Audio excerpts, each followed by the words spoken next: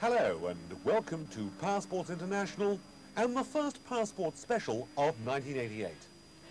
In 1987 we had the World Touring Car Championship. That unfortunately is no more. But Group A certainly was very much to the fore in 1986, which led to it.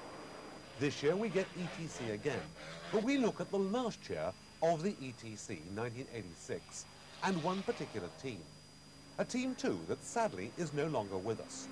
Volvo retired at the end of that season. But for 3 years they were at the top of the tree.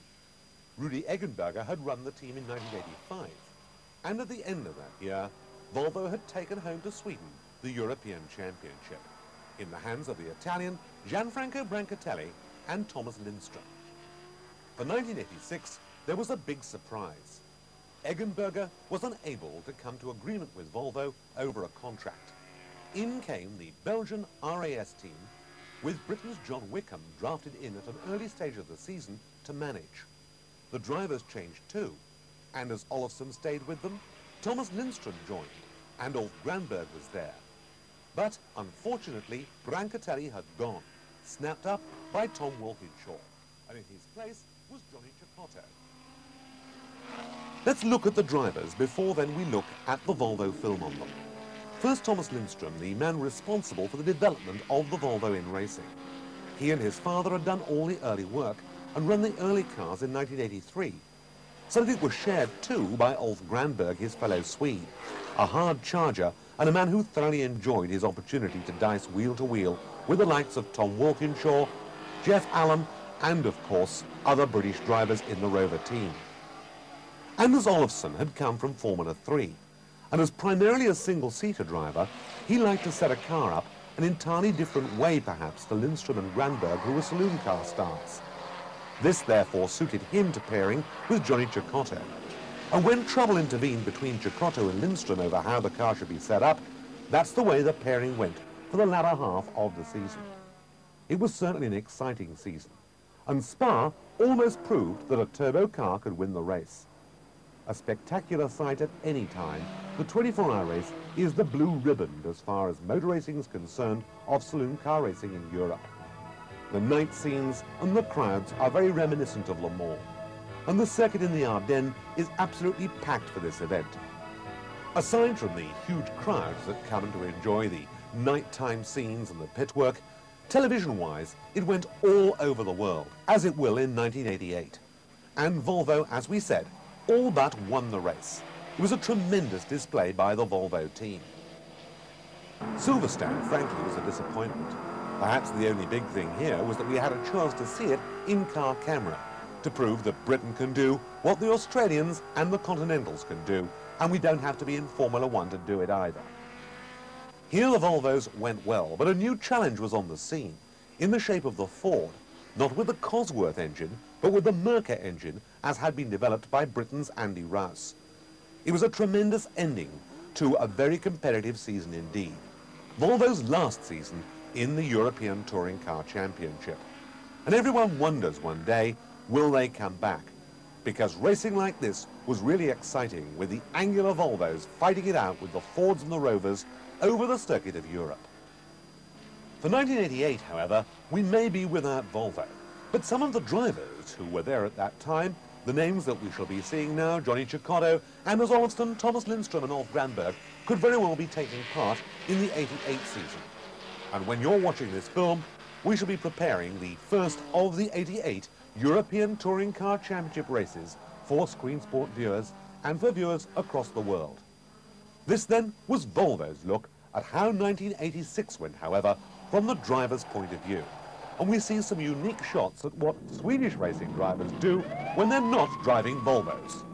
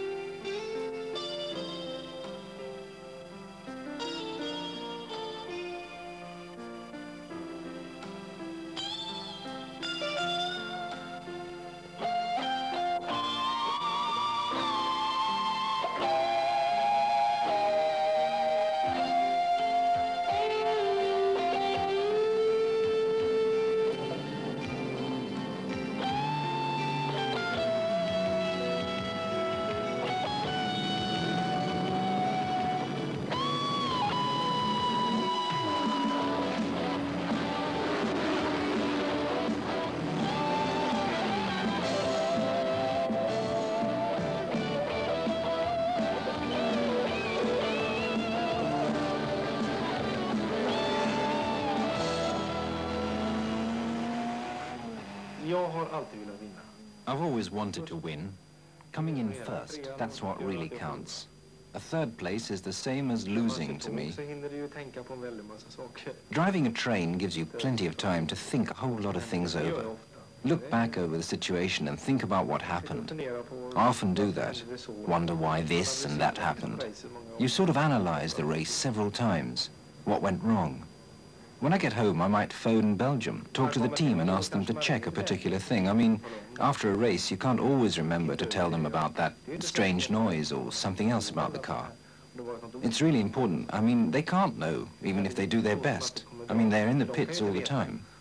De står ju i depån, de kan ju inte veta, även om de gör sitt bästa så kan de ju inte veta felet man har haft. Det här handlar om perfektionism egentligen alltså. Perfection is what it's all about, actually. If you make a mistake as you go into a corner, you've lost half a second there and then. And you're reminded about it again and again. Every time you complete a lap and see the times that your mechanics are waving at you. Vilka tider man presterar och allt det här. From my point of view, it's important to participate, but it's also important to win. I think without having the view to the victory, you are not giving the maximum you could give. It's great to feel you can make full use of it. It's a beautiful feeling. You just can't describe it. You can only experience it. If this sort of thing scares you, then you're quite simply dangerous. Ulf Granberg, Anders Olofsson, Johnny Cicotto, Thomas Lindström. 4 sportsmen among the best in their field, racing in standard cars Group A. Cars produced in a series of at least 5,000 during 12 months, of which 500 form part of an evolution series. It's becoming more and more professional, and above all, much tougher. It's not just the race, you know. If you're going to be ahead of the rest, then you just got to drive and check out everything. Even if you know the track from last year, they might have laid new asphalt or changed something else. You've got to keep up to date with these things, test any new tires, see what the best rubber compositions are. That's if you want to win. If you're content staying way down the list, then you probably don't need to take things so seriously. But doing things properly requires a lot of time. The cars are divided into 3 classes. Ulf, Johnny and Anders compete in the most spectacular class, vehicles with engines exceeding a cylinder volume of 2,500 cc.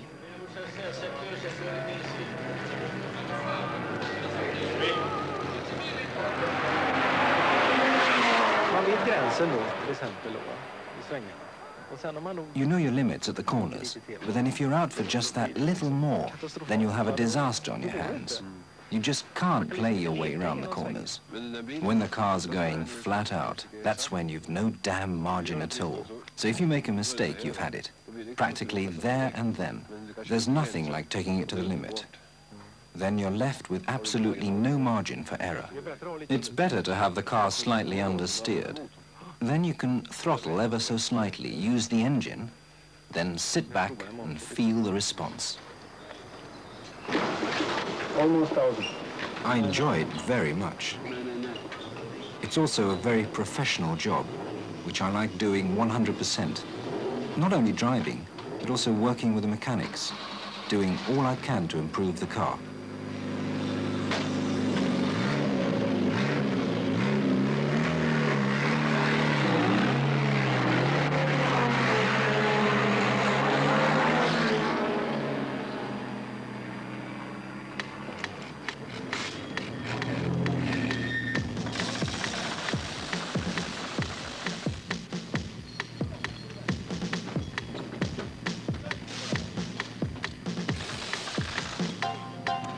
More.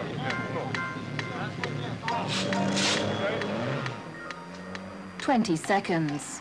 120 litres of petrol are pumped in. 4 tyres are changed. A new driver takes over. All in 20 seconds.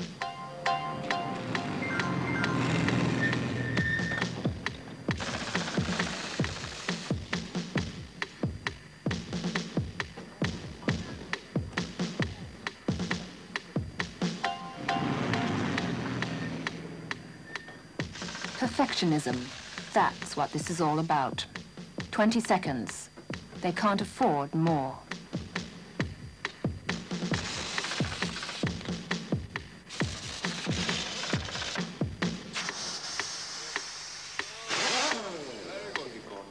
Molto buoni.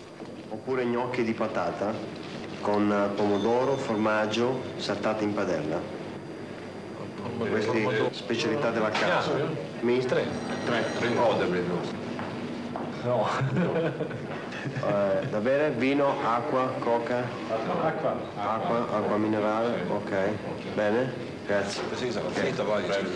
Men din fisk, den missade du. Men det är inte fisk, för då orkar du ingenting imorgon. Vargar jagar bäst egentligen, eller törstig. Ja, det är riktigt. Faktiskt. Du äter sillen, så äter jag köttet. Nej, den är så salt sillen. Då får vi beställa in aqua mineraler till. Men däremot kan jag tycka.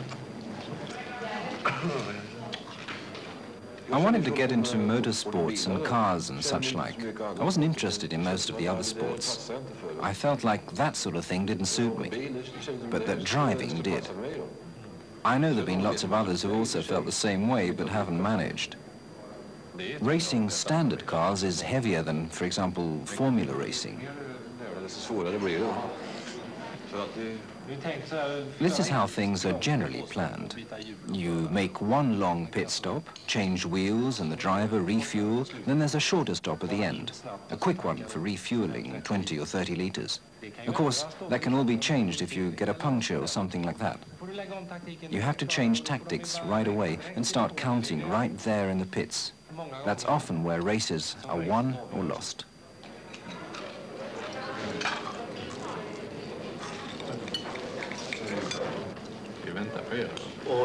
Racing is a male-dominated sport. There's barely a handful of women drivers in the business. The wives are noticeably absent. You don't exactly get them to polish your helmet and hang up your jacket. If you want to play games, you'll have to do it yourself. That's what she says. We've divided things up very nicely here. He looks after the garage and I take care of the house. No, seriously, he does help quite a bit when he's home. I think he sees more of his child than those working 9 to 5. I got scared once in Värmland. Ulf was driving a superstar Camaro in a hill climbing event and smashed into a tree. I thought he was going to die. It was terrible. That's the only time I've really been terrified. I suffered from shock for over an hour. I was in such a state they were going to drive me to a local hospital, but I asked them to take me home instead. That's the only time I've really been scared. It's a matter of respect more than of fear. Going about imagining they'd smash themselves up at any time would drive anyone mad. Cominciato a prendere fuoco. Ho visto perché non ho potuto entrare. Ho visto. Prima dei pit, non ho potuto entrare perché non avevo freni, non vedevo un cazzo. Ho visto, adesso salta contro qualcosa. No, fermarla la macchina, va? Ma non c'ho il freno, potevo mica, Angelo. Ha bruciato? Bruciato più.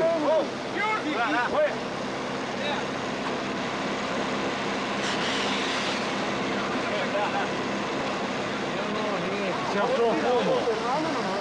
Non c'aveva freno, c'era più niente.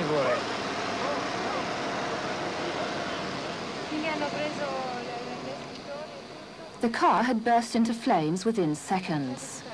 Margins are small in this sport. Life hangs on a very fine thread. I had to put a gear in and no slow down, no brakes, nothing. Just fire everywhere. It's a matter of respect more than of fear.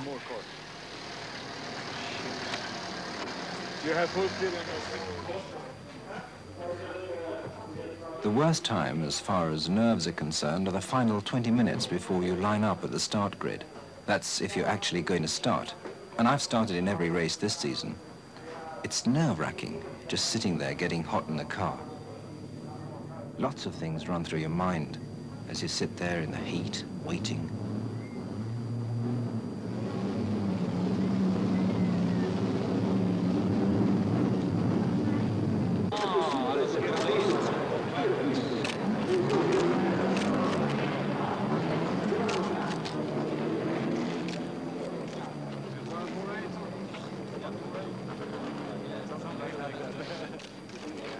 Jamie. Have a good run. Huh? Okay, see you later.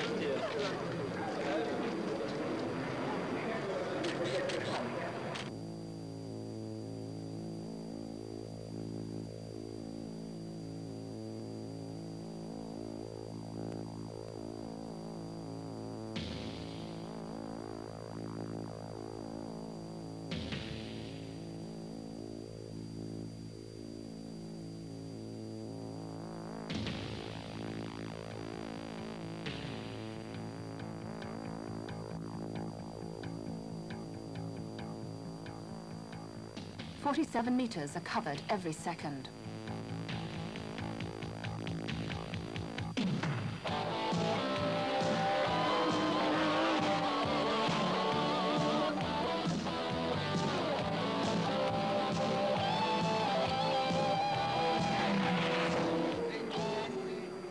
Monza, 5,800 meters per lap, 86 laps. Time can be seen as something absolute, covering all events, or being a consequence of such events. The theory of relativity says there's no universally common time. The eye of Argus watches over every meter and every second.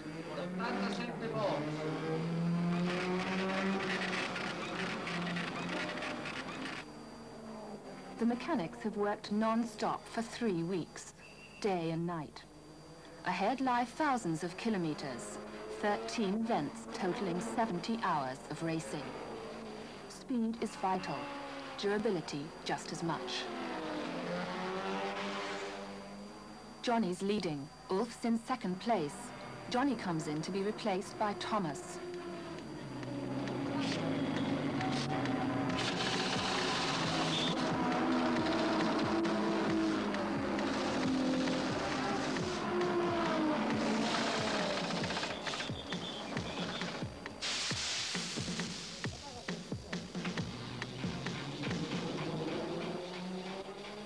Then something happens that just mustn't happen. The battery's flat. The spare one as well. Thomas can only sit and wait. As a driver, you get really disappointed when the car doesn't start. I mean, it should all function perfectly. It's a real letdown seeing the seconds ticking away and any chance of a win or even a decent position disappearing just like that. You also get upset about the team, because at Monza we'd been at it for a fortnight and everything had been going well.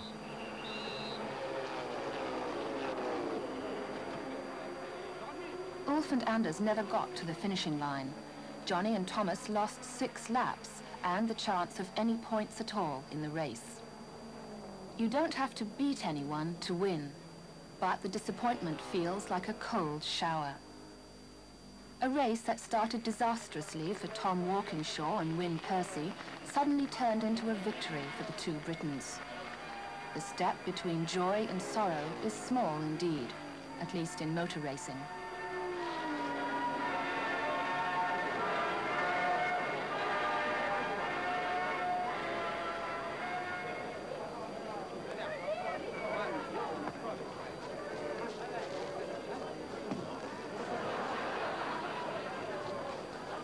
I felt that it was about time we won here, to improve morale so they don't all get fed up and give up.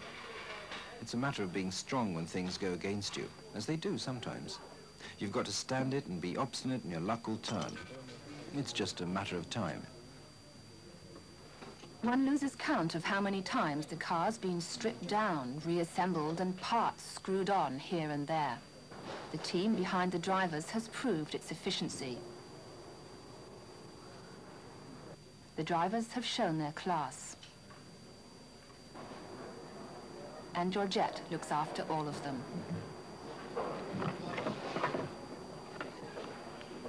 Every track has its peculiarities.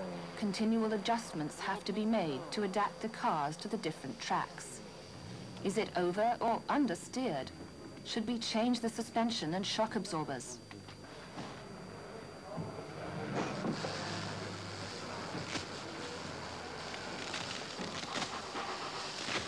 I want to try harder springs at the front. Handspring. Like I had yesterday. What is the car doing? Yeah, it's rolling too much. Rolling too much? Yes. Special out of the corner. It goes like that. The suspension and shock absorbers are vital for road holding, particularly through the corners.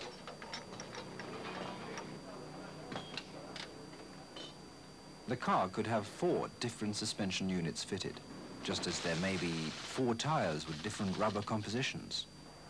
So it's not quite as simple as it might look. There's your car, you put 4 tires on, drop of petrol, there's the steering wheel, here's the driver, he hops in, and you're away. There could be up to 10 different degrees of hardness for the front suspension, and another 6 for the rear units as well. Life in the racing circuit is life on the track. Nothing else exists. During the week prior to the race, mechanics and drivers are there every day from 7 in the morning until the early hours of the following morning. Georgette's here, and work has to be done.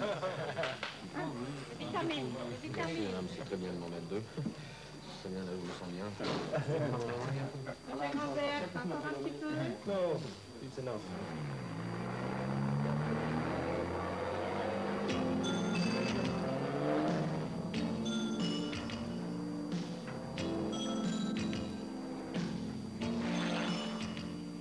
The laps roll by day after day.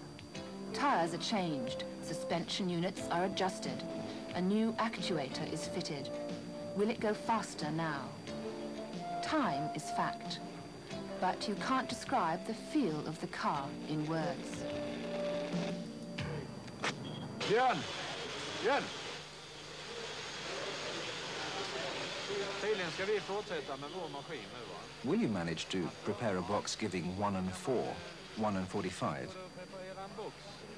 As we're going to have to change this engine anyway by tomorrow, we have an hour to warm up. They won't have time now.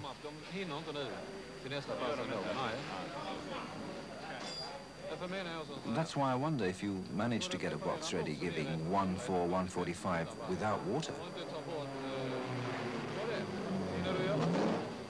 Kan du göra det med vår då?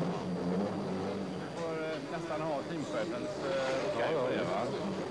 Men preparera honom för det så ställer jag upp på det. The cars are built up and adjusted according to the strict regulations set by the International Automobile Sports Federation, FISA. The engines develop 350 horsepower. In their original version, they produce a modest 150 horsepower. But the limits have by no means been reached, so testing and research is continuously being carried out. This includes the development of a large turbo. Turbo pressure in a racing car is up to 1.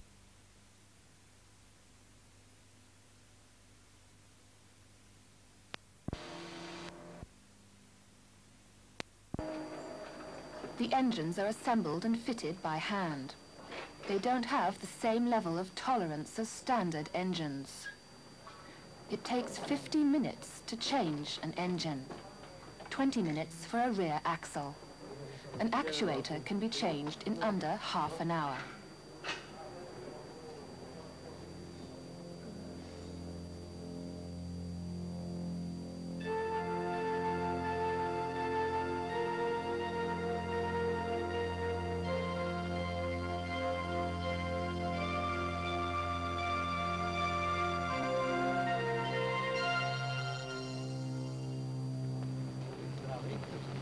Huvudleden.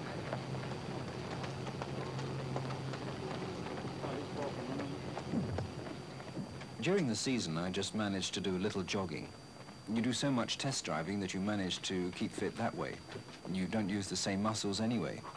I don't think it really helps however much you run. You really can't manage to drive that much faster. It's a matter of being basically very fit.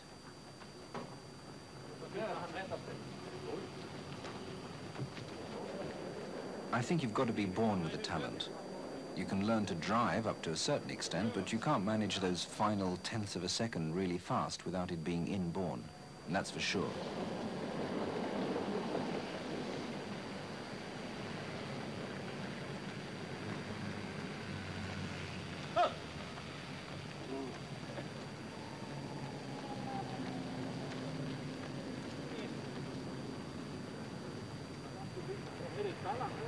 I do, in fact, try to get regular exercise, jogging, running, as well as a little weightlifting. I feel that my body really needs the exercise.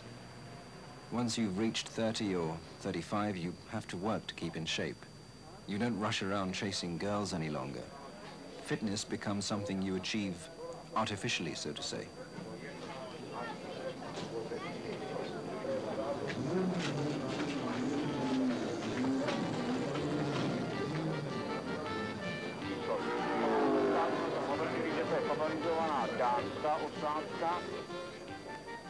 Much to the delight of the crowd, the men in their protective gear rev up the engines of their metal-clad chariots. The gladiators begin.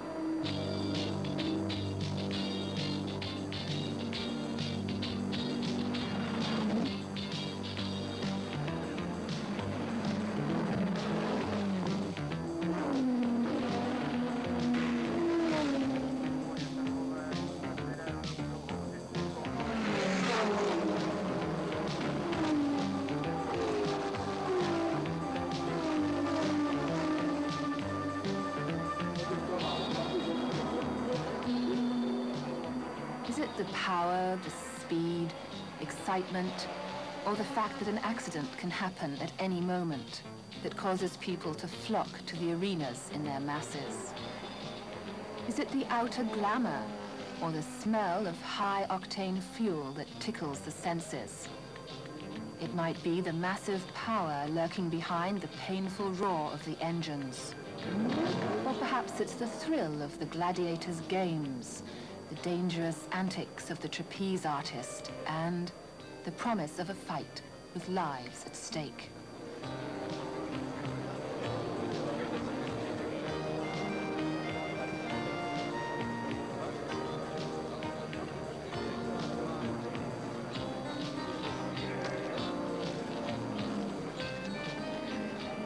This raw power, the fascination with speed which has, mysteriously, thrilled people for hundreds of years.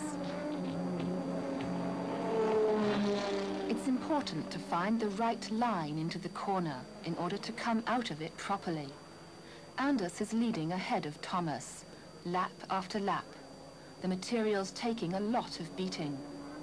For 3.5 hours, the engines are revving at the limit of what they can take.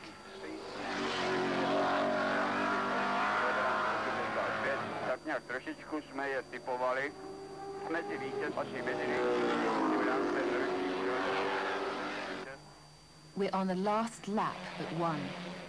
Johnny's waiting with his mechanic to give Anders the lap time. But where's Anders? It's Thomas who reaches the finishing line first. Tom Walkinshaw's behind him, followed by Anders.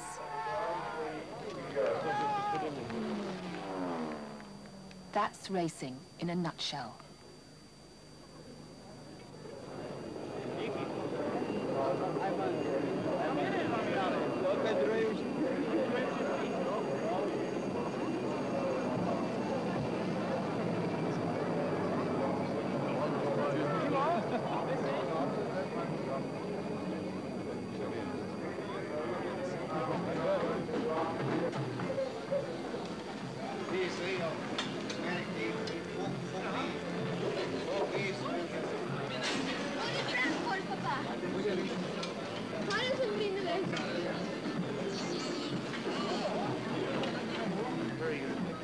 A fillet without bones.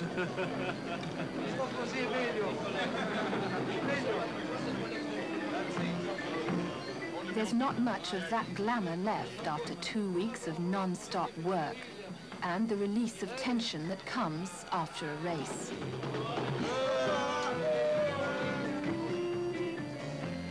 Behind all this, what's on their mind right now is a really long sleep.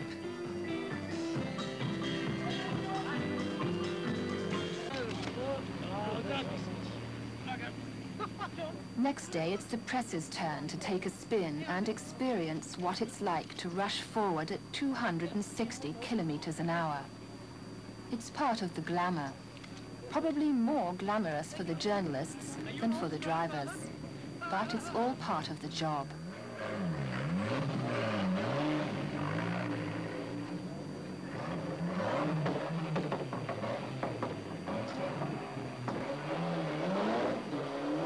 Excellent.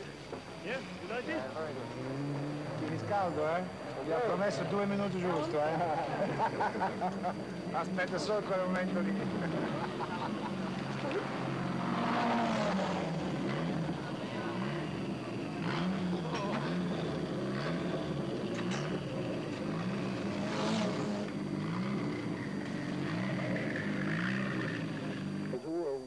There are probably warmer places to visit than Anderstorp, Sweden in May. The team's been here 2 weeks testing new tires.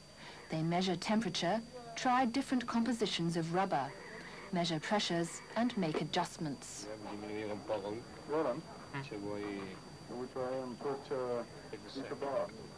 The tire is a component of the car which is very, very important, which makes a lot of difference in the lap time and during the race also.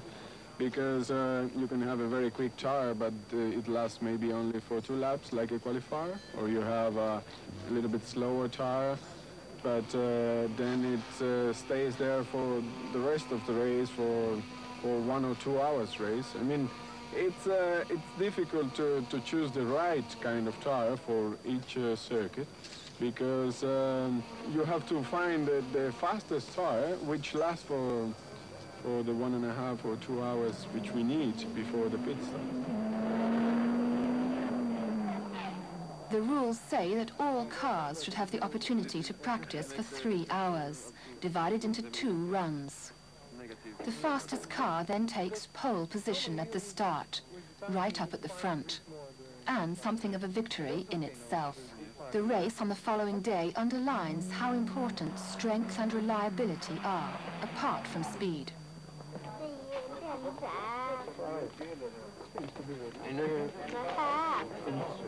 Och kommer ni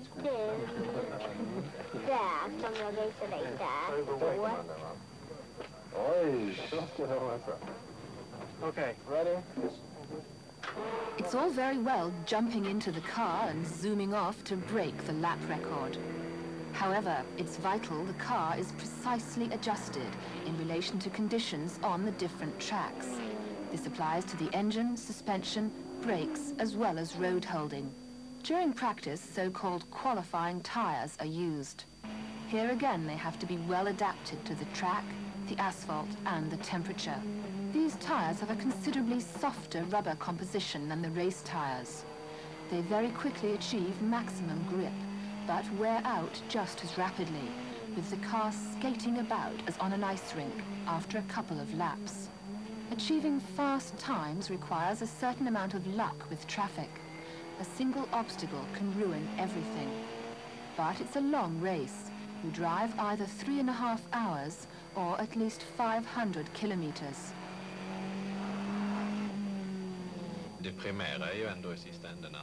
The vital thing is having a good car that works 100% during the race, so that it doesn't really matter whether you're in 1st or 5th place.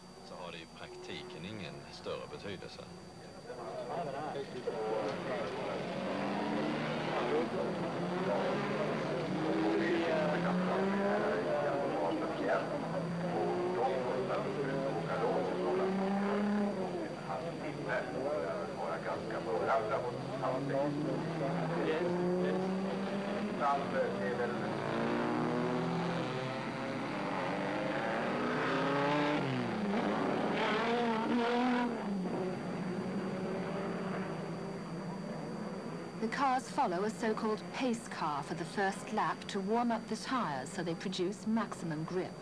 Once they're on the straight stretch before the starting line, the car in pole position takes over. They're off, into 3rd gear, then 4th at the corner. The pressure's building up behind. If an accident happens anywhere, it'll happen right here. Being in front is a clear advantage, But your opponents are keenly ready to find that space and edge you out.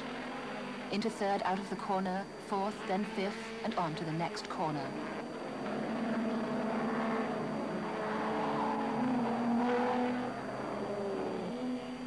Top speeds at Anderstorp are around 240 kilometers per hour.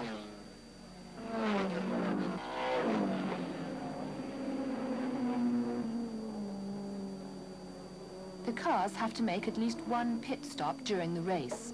They do about 8 miles to the gallon, and their tanks don't contain enough fuel to see them through the entire distance. They have to change drivers, Anders replacing Johnny and Ulf taking over from Thomas, as well as tires, which are completely bare after almost 2 hours racing.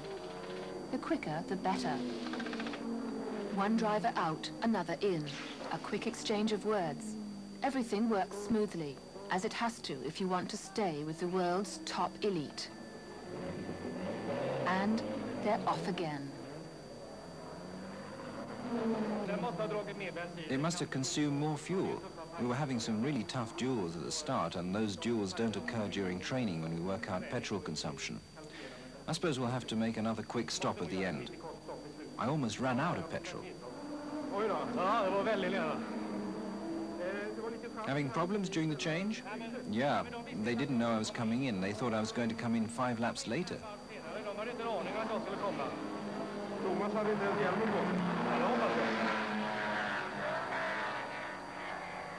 With an average of 136 kilometers an hour, Anderstorp is regarded as a slow circuit.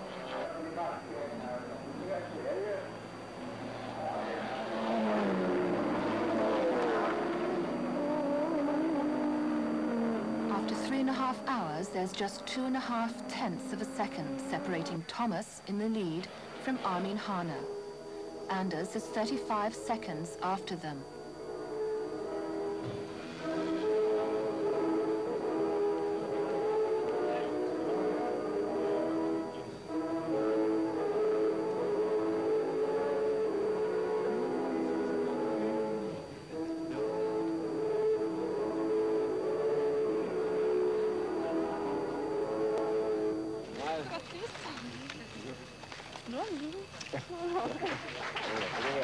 I'm very happy myself, and I'm very happy from Ulf and the team. I race, which have made a fantastic work during the winter, the preparation, and this week we have a hard, tough testing, and we could win and give them something for all the hard work.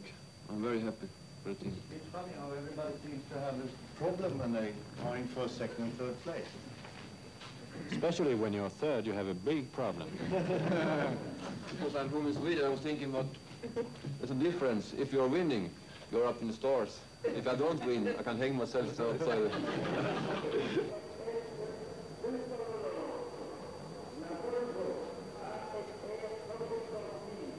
Volvo. What's that mean? La Volvo? Yes, the Volvo. You are a pilot with Volvo.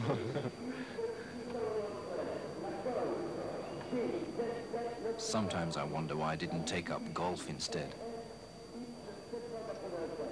After the message, you are relaxed? More relaxed. But then, once the flag's been raised, it's just as if horns suddenly sprout under your helmet, and you're off, with no time to think about anything else. Very nice welcome to everybody. You know the rule. To make a good race, a pretty good race, we need not too bad organizer, but we need first of all pretty good drivers. You are pretty good drivers. When you stop in the pits, 4 mechanics, not more, not less. I don't speak about the attendance for fuel, for the attendance and the technicals for tires. It's quite another thing. But mechanics for all. The drivers in... The 24-hour race at Spa-Francorchamps in Belgium. One big challenge to man and machine from start to finish. The life becomes great.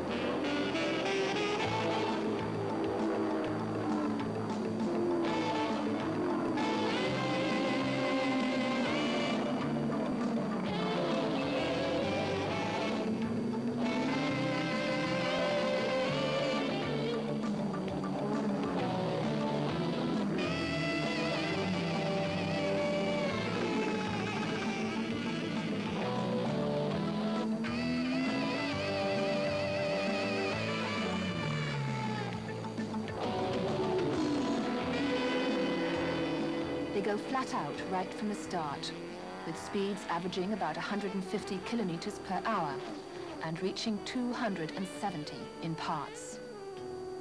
They start in the late afternoon, drive all night and all the next day.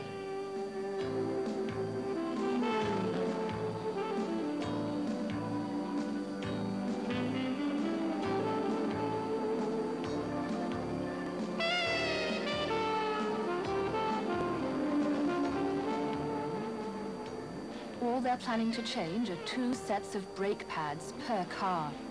Everything else will hold. Or will it? 24 hours is a long time. It takes 1.5 minutes to change brake pads, 35 minutes to change a turbo unit. And they can usually manage a rear axle in 20 minutes.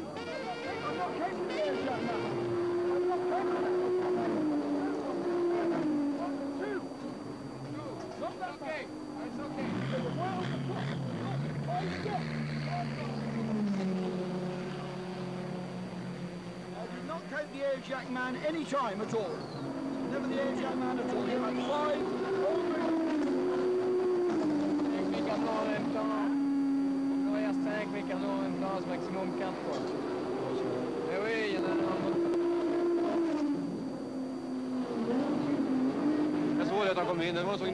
After 9 hours of merciless driving, Johnny and Anders are in 2nd place, with Ulf and Thomas 6th. Right now, these cars are the fastest in the field.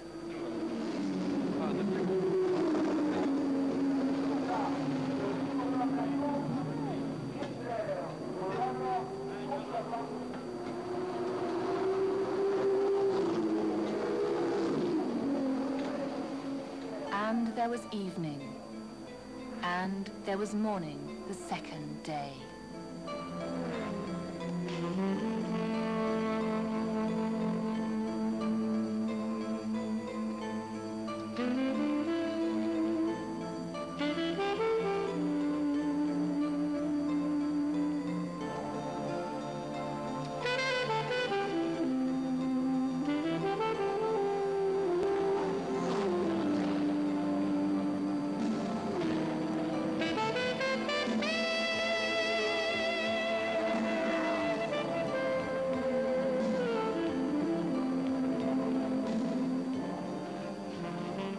It's really warm.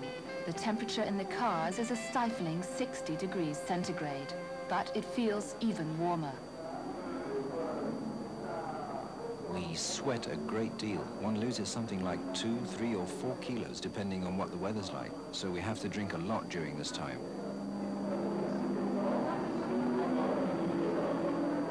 In such conditions, survival very much depends on the body getting the liquids, minerals and vitamins it needs. Doctors are on hand, continuously checking up on the drivers throughout the race.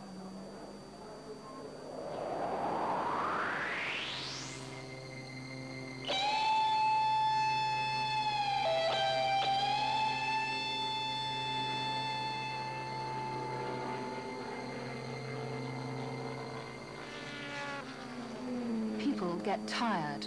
Mistakes happen. 24 hours is inhuman. And the question is, will the car hold? Is the material good enough?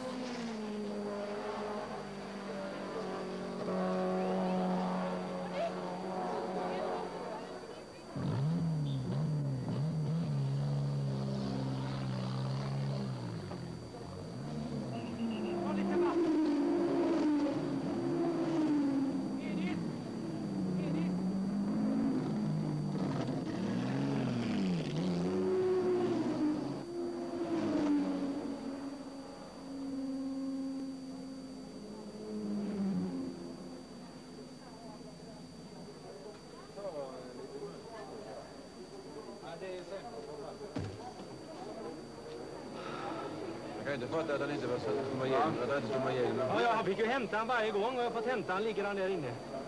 You must always have somebody. I have said to him, and I have called him to be ready. And you have come in.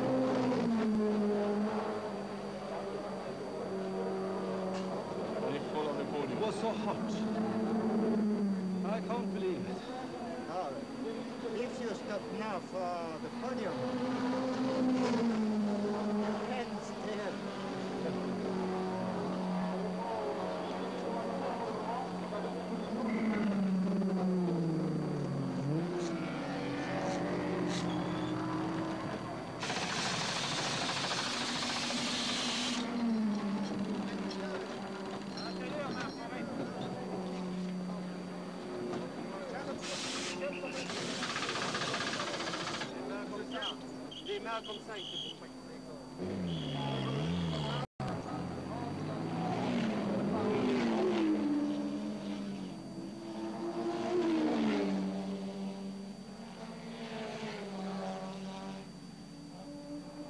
After 23 hours with a second place well in sight, the crankshaft goes, ripping into the block and flooding the cockpit in a deluge of petrol and oil.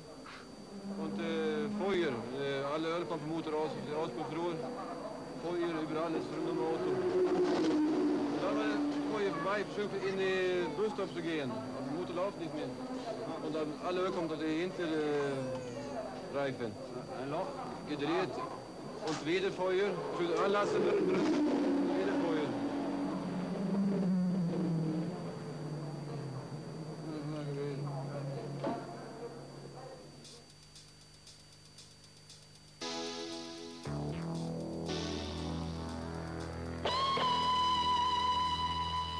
It's the Germans' day for the first time. Former world champion Dieter Quester regains the blue ribbon of Spa-Francorchamps.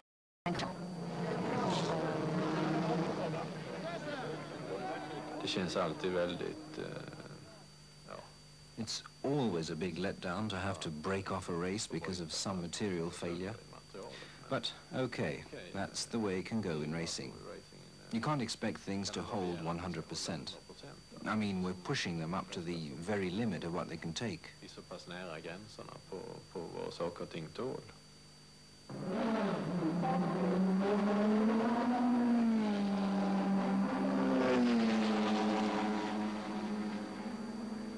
Even if winning isn't the most important thing, it is what we all aim for. That's why it becomes number one. It's what gives you satisfaction. And it's the reward for all your sacrifices, all the tears and the sweat you've spilled to win. But it has to be done straight and without any funny tricks.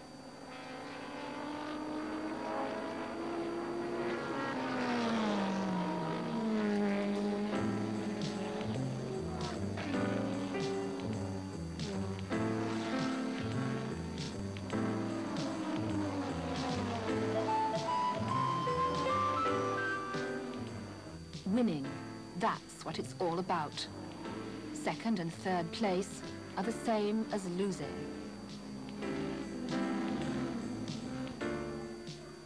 I'm not afraid, I enjoy it. I always aim for victory. I try my best, and I think most of them do the same.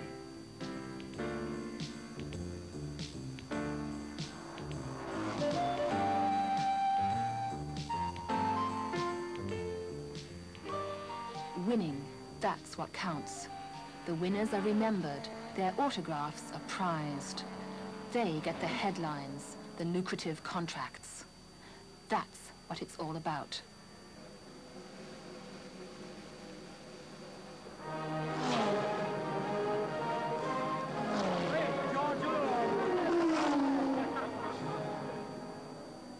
All the waiting is forgotten. All the boring hotels, trips, missing your family, the tedious training and testing, all that's forgotten when you win.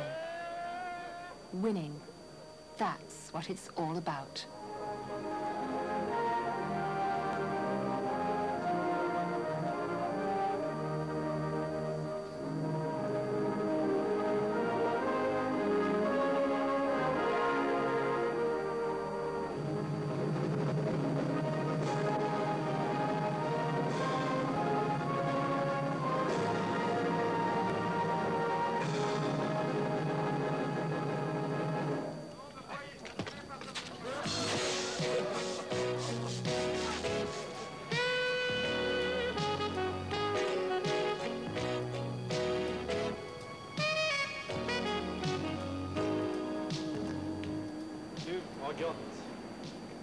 Wow, what a treat. That's how it feels after a fortnight on the road before you get home. It's heavy going. But then, after a week, you get that hunger again. After another week, it's positively painful. You can never get enough of it.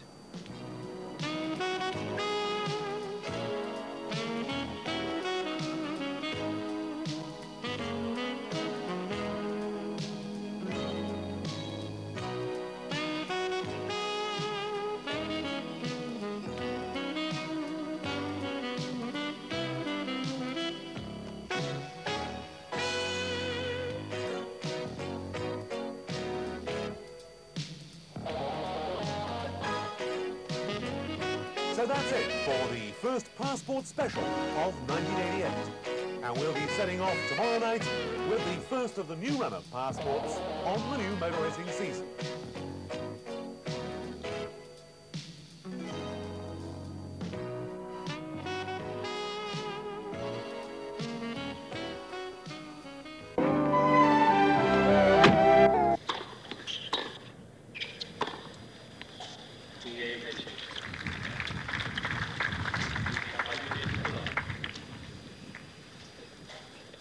Very similar start for Berger that Chesnikov had against Noah in the previous match. So just got to hope that he stops the rot right here on his serve. Born in Fort Dix, New Jersey, lives in Plantation, Florida, as we showed you.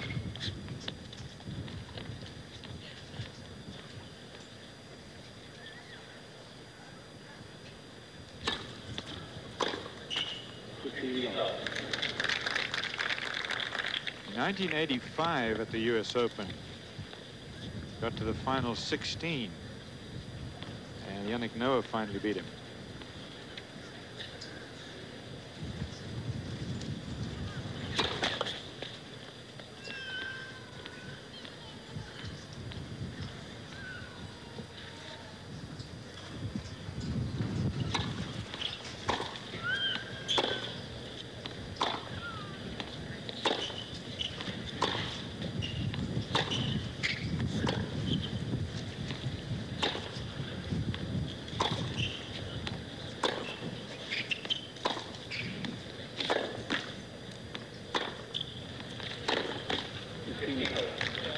You know, at one point in his career, he pulled some chest muscles, so he couldn't use that full motion. So he just put his arm or his racket up. You know, a lot of folks are taught to serve that way. You know, just put the racket up there and then keep the elbow up. Yeah. Right.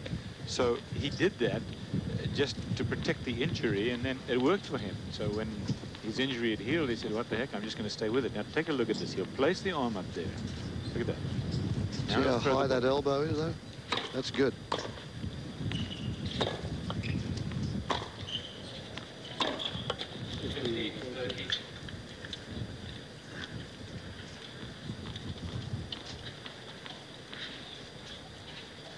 Watch it again. Had a good tournament last year here. Just the racket back, the elbow way up in the air. That's the racket can get into that back scratching position, and he can release it and get some snap into that wrist.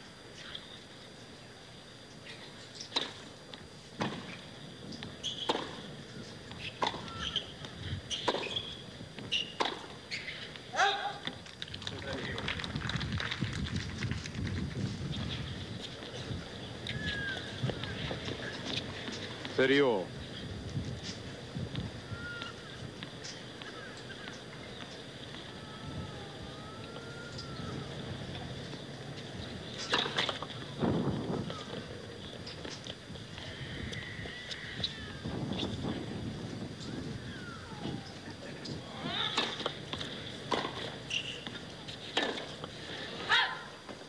You may remember the match of his in the quarterfinals last year after he'd beaten Gomez. It was to the #1 seed at the time, Lendl, who eventually lost to Machia, the guy he's playing today. This is break point for his second break for Machia. Well, the wind has picked up again here in our broadcast booth, and I'm sure you're hearing it through our microphones.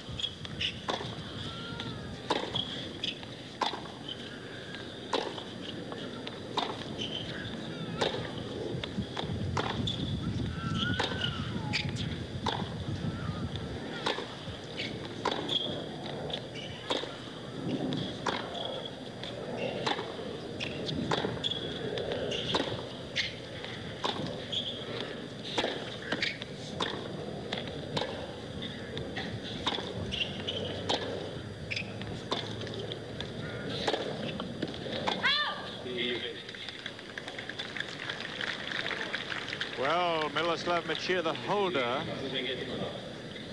is ahead. 2 serve breaks. First set. Any change down there, Virginia? Any thoughts? Well, the atmosphere is a little bit quiet at the moment because they haven't really got into it. They've all left and their match is going on outside. I was just talking to Chris. She's waiting to play a doubles match against Sabatini and Grupp. She's playing with Wendy Turnbull. She was very pleased she won last night.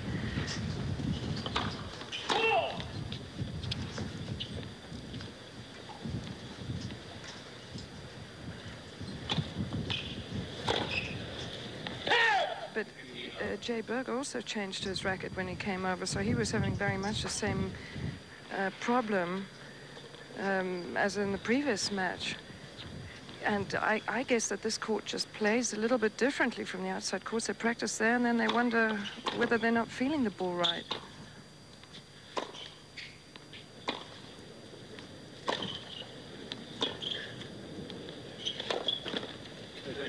That's an interesting thought, Virginia. You know, there are 2 ways you can handle the wind, really. You can go out there and let it get you down, or otherwise you can sort of use it as a challenge to play well in spite of it. And that's what Noah did, and boy, did it work.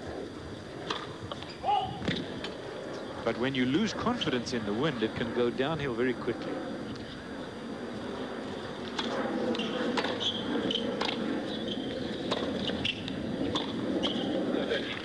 I don't think it's the wind as much as the pace of the court, though, Cliff, down there on that centre court. You know, it is very breezy up here, but Yannick said the wind wasn't really a factor until it got up in the air too far. But I believe the centre court does play possibly a little slower than the outside courts. And it would have to be slower because most of the boys are getting the head of the racket through too early. That's what's causing the mishits. They're not late on the ball, they're early. They're mishitting it because they're swinging too quickly.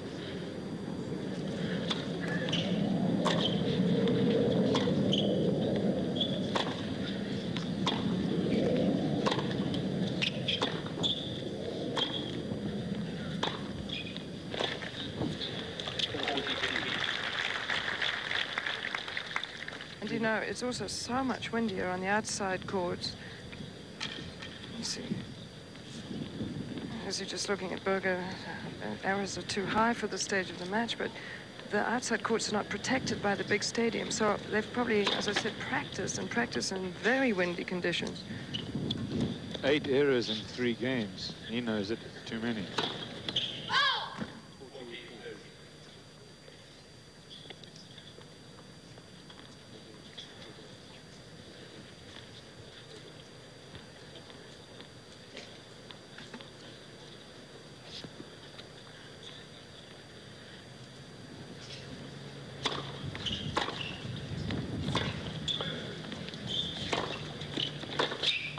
Oh, that's a great shot from Machir. 4 games to love. 2 serve breaks here in the first set. Best of 5, of course. We started out, let's see, about 10 days ago, last Monday, I guess that makes it about 10. I'm not going to count them up, you can. 128 men's field, 128 women. Singles and doubles, 64. Draw, of course, in the doubles. And we're down to 6 in the men and 4 in the women's singles.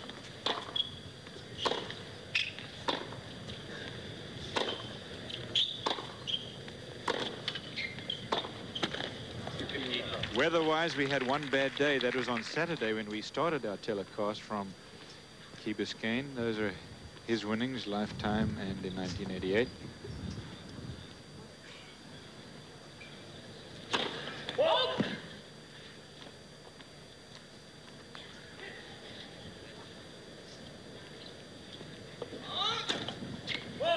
You can watch, of course, the women's singles semifinals tomorrow, starting at 1 o'clock, at least one of them tomorrow at 1 o'clock. That'll be Chris and Mary Jo Fernandez, second double fault for Jay Berger. The other women's singles semifinal featuring Steffi Graf and Stephanie Rahe. You'll see that at midnight on tape tomorrow night. Men's singles on Friday.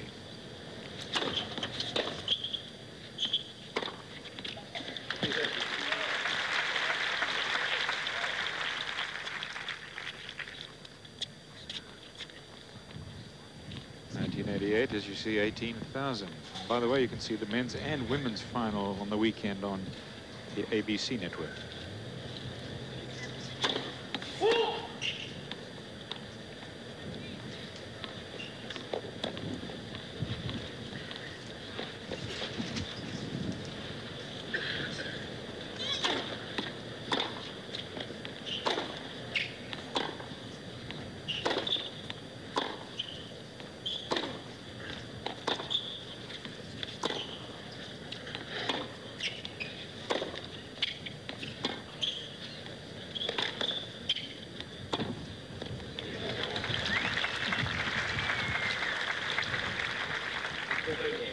He sets that play up better than anybody else in the game.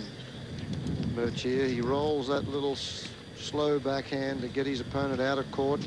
Then they play the slice, and he steps in. He hits that double-hander or backhand so early, he does not give you a chance when he threads it down the line.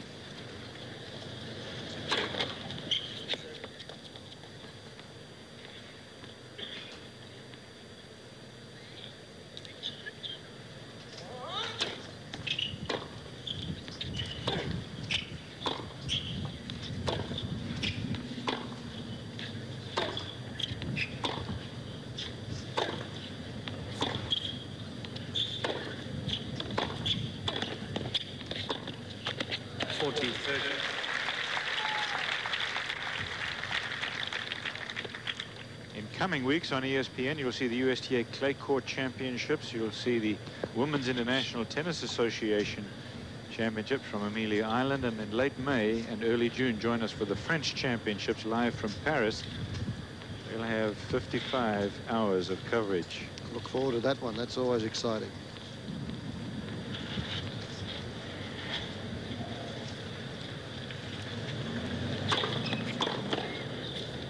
Game point for Berger, and he has opened his score in the first set. 4-1 for the champion. He's got 2 breaks. Back with more from Key Biscayne in a minute. There's a lot of money at stake in this event, of course. The winner will make $112,500.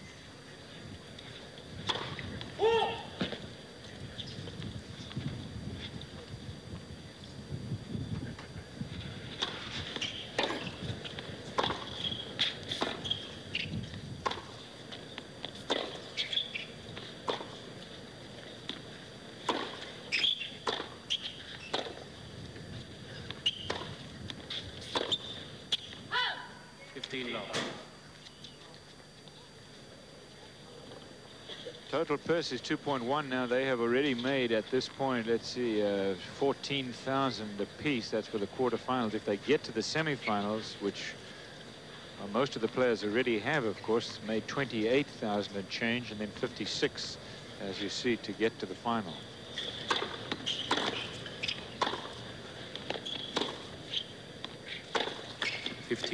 Match you're watching now will round out, well, almost round out. Tonight's match is actually going to round out the semi-finalists in both events. Jimmy Connors will play against Anders Jarrett tonight. Noah is there. Wielander is there. 15-30. And we'll get a chance later to show you some of the Wielander match from this morning. He was awesome. Semi-finals of the women's, Steffi Graf, Stephanie Rehi, Mary Jo Fernandez, and Chris Evans. 30-all.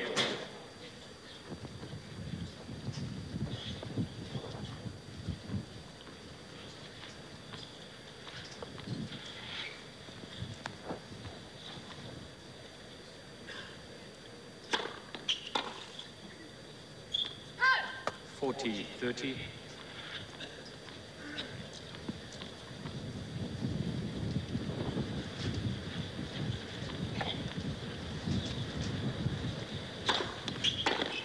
Game matches. Well, we're going to have to leave that match. We're going to show you a little bit of the match that was played this morning, where Mats Wielander triumphed, got through the semi-final anyway.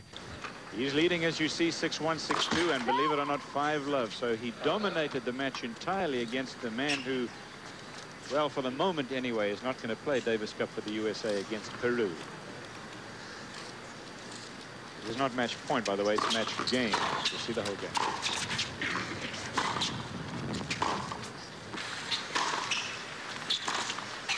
Mats Wielander, of course, the winner in Australia over Pat Cash in the final after Cash had beaten Lendl. That's Krickstein.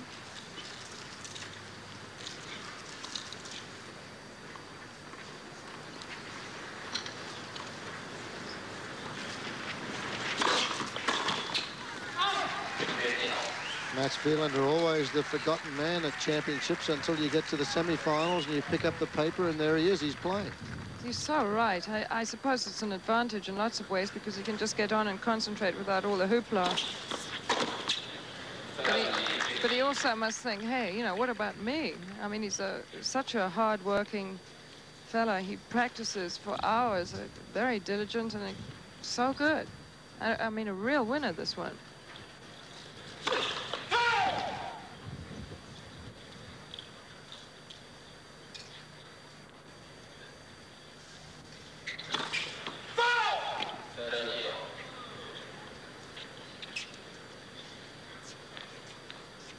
They're talking about Mats Wieland